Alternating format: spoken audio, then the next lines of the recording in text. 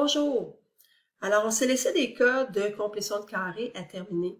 Aujourd'hui, je vais en faire vraiment un seul avec toi. Donc, je vais vraiment prendre le temps de bien vous l'expliquer. Donc, je suis rendue au numéro E dans les notes de cours. Et on se rappelle que la première chose qu'on doit faire devant une équation, c'est de vérifier si on a un coefficient à x. Donc, dans la dernière vidéo, on avait tous des équations où est-ce que x n'avait pas de coefficient. Mais dans cette fois-ci, on en a un. Donc, on se rappelle que si on en a un, on doit commencer d'abord par faire une mise en évidence simple de ce coefficient-là.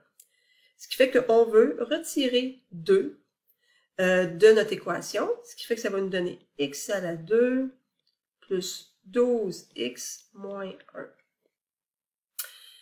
Je devrais vérifier, avant de faire la complétion de carré, si je peux résoudre ça par une autre méthode. Donc, j'ai déjà fait de la mise en évidence simple, donc clairement, je ne peux pas aller plus loin avec ça. Mise en évidence double, ça me prendrait 4 termes. Différence de carré, c'est seulement avec 2 termes. J'arrive à trinôme carré parfait.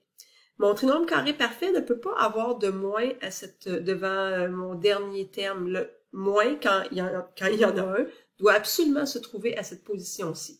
Donc, je ne peux pas faire un trinôme carré parfait. Et si on voulait essayer la méthode produit-somme, mon produit serait moins 4. Donc, là, le produit de 2 et de moins 2. Et ma somme serait 24. Somme 24. Donc, si je vérifie s'il y a quelque chose qui correspond à ça, bien, pour avoir un produit de moins 4, disons, on va commencer par regarder un produit de 4, là.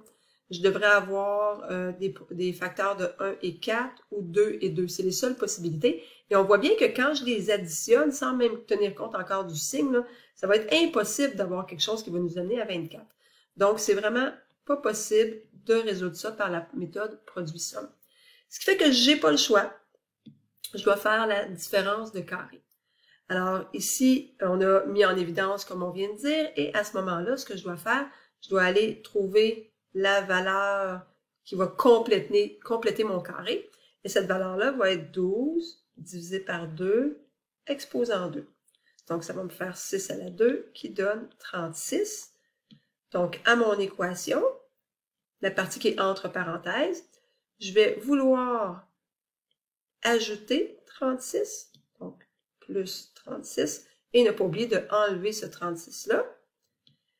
Et naturellement, j'oublie pas le petit moins 1 qui était ici. Ensuite de ça, ben là, on doit aller faire notre trinôme carré parfait. Donc, on peut toujours vérifier, là, c'est effectivement un nombre dont je peux faire la racine carrée. Je peux aussi faire la racine ici. Si je fais jamais la racine, ça me donne 1. La racine me donne 6. 1 fois 6 fois 2 va bien me donner 12. Donc, on s'en vient résoudre par la méthode du trinôme carré parfait. Donc, la racine de x et la racine de 36. On met ça en parenthèse, exposant 2. Il va donc me rester moins 37 par la suite. Et il faut vraiment pas que j'oublie, c'est vrai, mon 2 au début et tout ça dans une grosse parenthèse. Il ne faut pas oublier le 2 qu'on a factorisé tout à l'heure, il est encore là.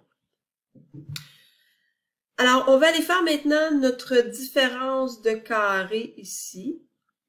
Donc, ma différence de carré, je vais donc avoir x plus 6 moins racine de 37, parce qu'elle ne peut pas se calculer, cette racine-là, multiplié à x plus 6 plus racine de 37. Et je ne dois pas oublier, encore là, le 2 qui va venir multiplier tout ça. Ici, si je regarde bien, ben c'est plus factorisable, c'est plus factorisable.